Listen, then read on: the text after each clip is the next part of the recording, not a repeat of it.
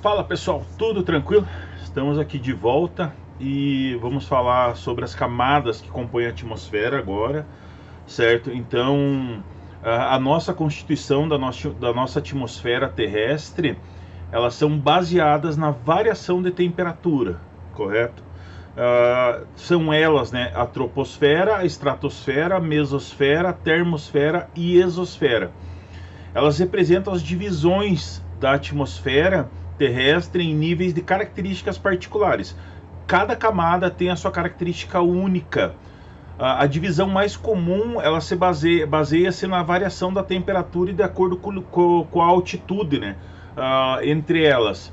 Mas há outras maneiras de dividir e classificar as camadas, como por meio do critério relacionado da composição do ar da camada.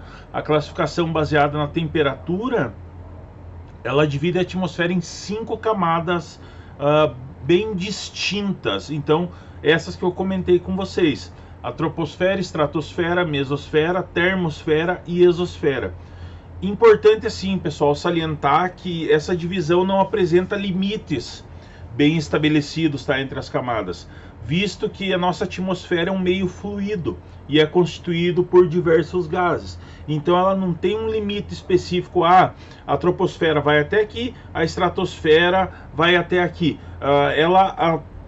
Não consegue um limite bem estabelecido entre elas, porque como ela depende da composição de gases, essa quantidade de gases nas camadas, elas se alternam também, tá?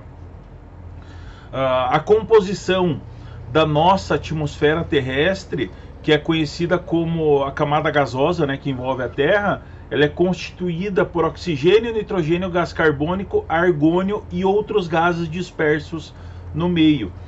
Em decorrência da atuação da gravidade, esses gases não se dissipam, então eles não conseguem subir mais, porque a gravidade e a pressão das outras camadas mantêm eles estáveis. Na atmosfera, a concentração do vapor de água, que eu comentei com vocês na hidrologia agora há pouquinho, que é um elemento assim que reduz à medida que a altitude diminui. Então ele tem uma altitude pré-estabelecida para o vapor de água.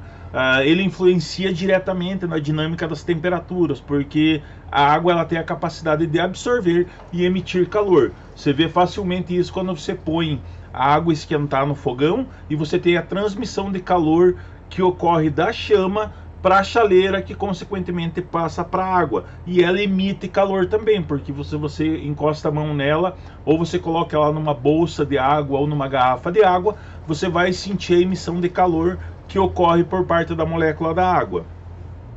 Ela não tem o limite físico com o espaço o espaço sideral, desculpa, porque ela é um meio fluido constituído por gases. Então os gases, eles se alteram, tá? Eles podem subir um pouquinho mais, outros podem descer um pouco mais. Então você não tem um limite definido.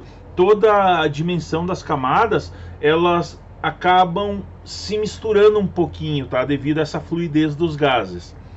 A principal função da atmosfera é proteger a Terra dos raios ultravioleta, que são nocivos à nossa saúde, tá? Saúde não só dos seres humanos, como das plantas, dos vegetais, dos outros animais. E ela serve como um filtro solar para esses raios UV. Evitar que meteoritos atinjam a superfície terrestre, fragmentando eles no processo de combustão. Então, quando esses meteoros, os meteoritos entram em contato com a atmosfera, a velocidade que eles vêm, os gases vão fazer pressão contra ele também, acabando deteriorando eles antes que eles atinjam o solo, tá? Os que conseguem atingir o solo são somente os meteoritos e meteoros maiores, que são fragmentados, mas parte deles passa pela atmosfera e atinge a crosta terrestre. Por isso que quando você vê à noite ali, você fala, lá uma estrela cadente. É algum meteorito, algum fragmento de meteoro que entrou em contato com a atmosfera terrestre e queimou. E daí o rastro que ele deixa é o que a gente chama de estrela cadente. Eles acabam se fragmentando, né, nesse processo, e acaba auxiliando o processo do efeito estufa, que mantém as temperaturas dos planetas estáveis. como essa fragmentação ocorre por combustão, quando esse corpo atinge a atmosfera, os gases também vão ser queimados nessa reação, porque eles fazem força um contra o outro, e ele auxilia diretamente no nosso efeito estufa, tá? Claro que ele não é responsável pelo buraco enorme que a gente tem na nossa atmosfera. Isso daí você tem uma proporção maior que é dada pela queima do gás carbônico, e ela se divide de acordo com esses critérios, tá? Da composição do ar e variação da temperatura. A divisão mais comum é a da temperatura, que varia de acordo com a altitude. Quanto mais alto, mais frio. Sempre que você está subindo, está ficando mais frio. Lá na troposfera, que é a nossa primeira camada da atmosfera, ou seja, a mais próxima, né, da superfície terrestre, é nessa camada que os seres vivos podem respirar normalmente. Apesar da extensão dela ser inferior às demais camadas, que tem uma extensão maior, a troposfera constitui cerca de 80% da nossa massa atmosférica. A distância entre a superfície terrestre e o limite da troposfera é aproximadamente 17 km.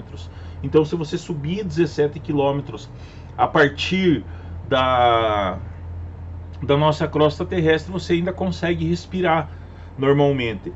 À medida que essa altitude vai aumentando, a temperatura vai caindo. Então ela apresenta uma queda de mais ou menos uns 6,5 graus, 7 graus em relação à temperatura da crosta terrestre. E ela sempre varia verticalmente. É ali que ocorre a maioria dos nossos fenômenos meteorológicos, porque é lá que está a maior concentração do vapor de água. É nessa faixa também que circulam os aviões de cargas e de passageiros. O limite superior, que é conhecido como a tropopausa, faz divisa com a próxima camada da atmosfera, a estratosfera. Então, a maioria dos nossos fenômenos meteorológicos ocorre ali. A formação de chuvas, formação de tempestades de raio, a precipitação que é dada pela chuva, ela ocorre toda ela ocorre dentro da troposfera, tá? E daí nesse limite para a estratosfera, a gente tem essa tropopausa, que é conhecida como limite superior, a parte de cima da troposfera, quando ela está entrando em contato com a estratosfera. Então a estratosfera é a segunda camada mais próxima da atmosfera, fazendo limite entre a troposfera e a mesosfera. Então ela vai estar no meio, entre a troposfera e a mesosfera, que é a camada que vem logo a seguir. Ali na estratosfera, a temperatura ela acaba aumentando um pouquinho à medida que a altitude aumenta, devido à concentração de gases, tá? Como tem pouca concentração de vapor de água na estratosfera, o ar ele se movimenta horizontalmente. Então a distância entre a superfície da Terra e o limite superior, a parte de cima da estratosfera, é de aproximadamente 50 km. E é na estratosfera que encontra a camada de ozônio. Por isso que você tem um aumento na temperatura ali. Como a quantidade de vapor de água é bem menor em relação à troposfera, você tem um aquecimento dos gases, tá? E como a camada de ozônio é responsável por filtrar a radiação violeta nociva aos seres vivos, você tem essa distribuição de calor entre os gases. O ozônio é um dos gases que compõe a nossa atmosfera, com uma concentração de mais ou menos 90% do seu volume está na estratosfera, onde esses 90% de radiação ultravioleta é absorvido pela camada de ozônio. Essa radiação que nós temos, ultravioleta, ela está relacionada a problemas da visão, tá? Quando você tem uma dispersão muito grande da radiação ultravioleta, você pode criar esses problemas de visão, envelhecimento precoce e casos de câncer de pele. O envelhecimento precoce é diretamente o bombardeamento, né, dessas partículas de ultravioleta na pele. E o câncer de pele também, porque ele vai gerar alterações a nível celular nos indivíduos. Por apresentar estabilidade, é possível que circulem aviões a jato nessa camada. Então os aviões que são intercontinentais, eles circulam dentro dessa camada, tá? Eles circulam na camada da estratosfera, porque você tem a pressão é menor do que da camada abaixo dela, do que da camada da troposfera, porque a concentração de gases é menor também. Então você tem uma menor pressão e eles conseguem viajar numa velocidade maior. Logo acima dela a gente tem a mesosfera, que é a camada intermediária entre a estratosfera e a termosfera. Diferente do que acontece na estratosfera, a temperatura da mesosfera já tem uma queda muito grande à medida que você sobe. Nessa camada você tem temperatura que pode chegar a menos 90 graus centígrados no seu limite superior, no limite superior dela. Por isso que é considerada a mais fria entre as camadas da atmosfera. Essa redução ela se deve ao fato de que na mesosfera tem pouca concentração de moléculas. Como a concentração de calor, a redução de calor provém da camada de ozônio, quanto mais você sobe, quanto maior a sua altitude, mais o ar se torna rarefeito. Então você tem uma concentração menor de gases. Então não se concentra calor, se concentra muito pouco calor nessa região. Por isso que você chega a temperaturas de menos 90 graus centígrados. É nessa camada que ocorre a combustão e se fragmentam os meteoritos devido ao atrito, tá? Evitando que ele chegue à superfície terrestre. E isso é possível graças a essa resistência do ar, que é aquilo lá. O meteoro vem a uma grande velocidade e a resistência do ar vai queimando, vai se dissipando, porque ele força para passar por essa camada e, em contrapartida, essa camada faz força contra ele. Essa resistência gera calor e possibilita a ocorrência do processo de combustão, que faz a fragmentação dos meteoros e meteoritos. A distância entre o limite superior da mesosfera e a superfície terrestre é aproximadamente de 80 km. Logo após ela, nós temos a termosfera, que é correspondente à camada intermediária entre a mesosfera e a exosfera, que é a última camada da atmosfera. Na termosfera, a termosfera também é conhecida como ionosfera, e o nome foi dado devido à grande quantidade de íons que existe nessa região, que são as partículas carregadas de eletricidade. E é na termosfera onde é possível passar ondas de rádio, tá? Nós temos agora, vocês podem ver diversos vídeos que foram publicados por aí, da fileira de satélites que passa, né, que estão sendo levados acima da termosfera, com o intuito de aumentar a rapidez da internet, para que ela chegue a todos os cantos do planeta. Ela vai trabalhar ali na termosfera, porque é ali que possibilita a reflexão dessas ondas, porque você tem partículas carregadas eletricamente, e essas partículas repassam essa energia para outras partículas e, consequentemente, vão repassar essas ondas para as outras partículas. O ar é extremamente rarefeito, o que predomina na ionosfera é o hidrogênio, tá? Você tem muito pouca quantidade de oxigênio ali. A temperatura volta a se elevar à medida que tem um aumento de altitude. Então notem assim que você tem diferentes picos de temperatura entre as camadas também, e como você tem uma pequena concentração de gases, a dispersão é maior. Então no limite superior ali ela pode chegar até 1500 graus centígrados no seu limite superior, bem diferente do que acontece na mesosfera, que pode alcançar temperaturas de menos 90 graus centígrados. Na termosfera ela pode chegar a temperaturas de 1500 graus no limite mais alto dela, e ela representa apenas 1% da nossa atmosfera, e ela atua diretamente na retenção da radiação solar. Então a radiação solar atinge ela e as partículas que são os íons que são carregados de eletricidade acabam dispersando grande parte dessa radiação. Na termosfera que orbitam os ônibus espaciais e alguns satélites, dentre eles os satélites que são responsáveis por repassar sinais de internet para o planeta, nela que ocorre o fenômeno que é conhecido como aurora polar, né, ou aurora boreal. É o fenômeno, nós conseguimos ver isso nos polos, tá? Que é caracterizado pelo conjunto de luzes brilhantes que podem ser vistos no céu no período noturno.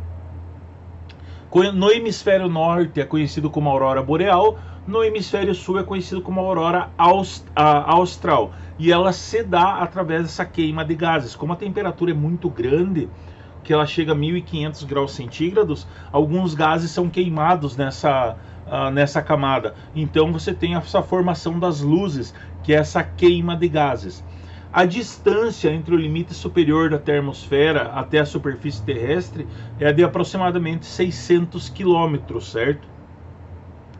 Logo acima dela, a gente tem a exosfera, que é a última camada da atmosfera terrestre, e apresenta a transição entre a nossa atmosfera terrestre e o espaço sideral.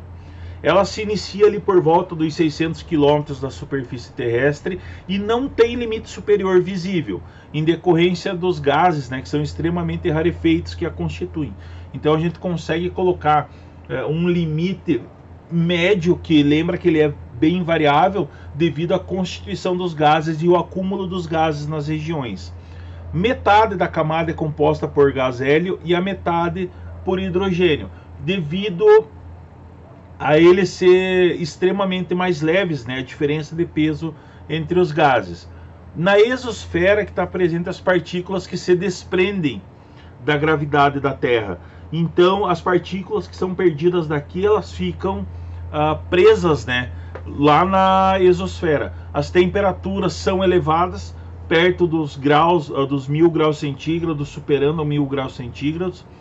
E essa elevação na temperatura, por essa elevação que os ônibus espaciais, os satélites precisam ser construídos com materiais muito resistentes a altas temperaturas, para que elas possam ultrapassar essa barreira e orbitar, né, fazer a órbita em torno do planeta, ou para chegar à Lua, ou para chegar a Marte e afins. Ali que está o pepino maior da construção dos ônibus espaciais e dos satélites, que se o material não for resistente o suficiente, ele vai queimar alguma peça, queimar algum circuito nessa região. E aí que ocorrem os problemas, né, os acidentes, para colocar satélites em órbita ou ônibus espaciais em órbita. Certo, galerinha? Olhem o conteúdo que está acompanhando ali, resolvam os exercícios referentes, né, que estão logo após a unidade. Espero que tenham entendido as camadas, né, a divisão das camadas da nossa atmosfera terrestre. Um grande beijo, fiquem bem, até a próxima aula.